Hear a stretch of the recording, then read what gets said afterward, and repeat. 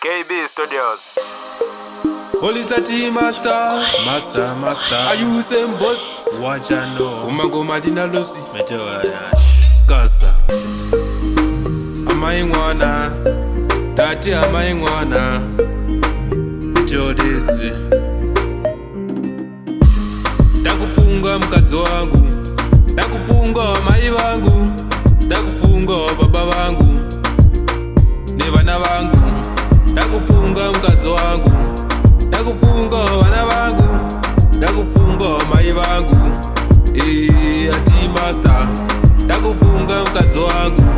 Ndakufunga vana wangu. Ndakufunga mai wangu.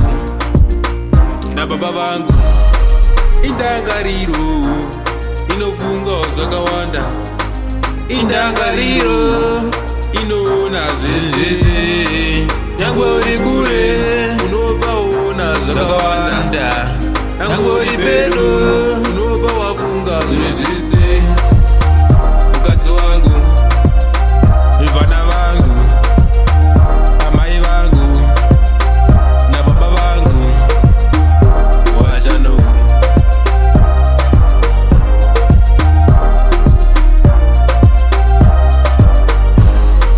Indangariro inofunga zakawanda. Indangariro inona zinizisi. Mai mwana ndafunga zongo. Mai mwana kana mai wangu vazinditi nyarara. Mwanangu nyarara, azi nyarara. Mwanangu sajema.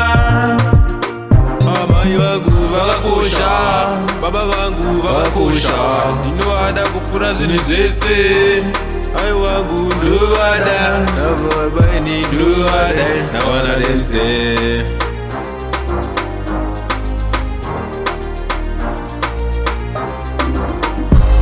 Ndakusuwa mkazi wangu. Ndakusuwa vana vangu.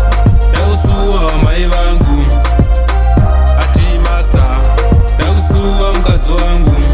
Ndakusuwa mai wangu. Ndakusuwa baba wangu.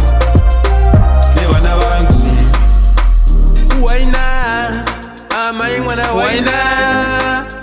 Ndakatarira murume wako ndakaningisa. Ndokotenda mukadzi akandibudisa munjodzi. Hama dzakadzandirasha, hanzi iyo irombere nyika. Harina charinacho, harigonewo zvese. Mukadzi ndobva handida, nhasi uno ndava nemhuri. T Master Pro.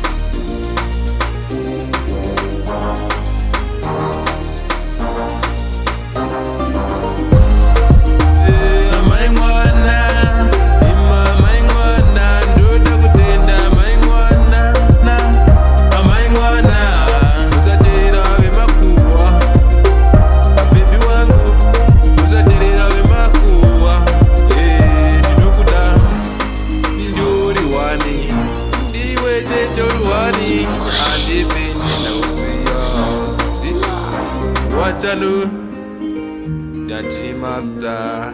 Yes I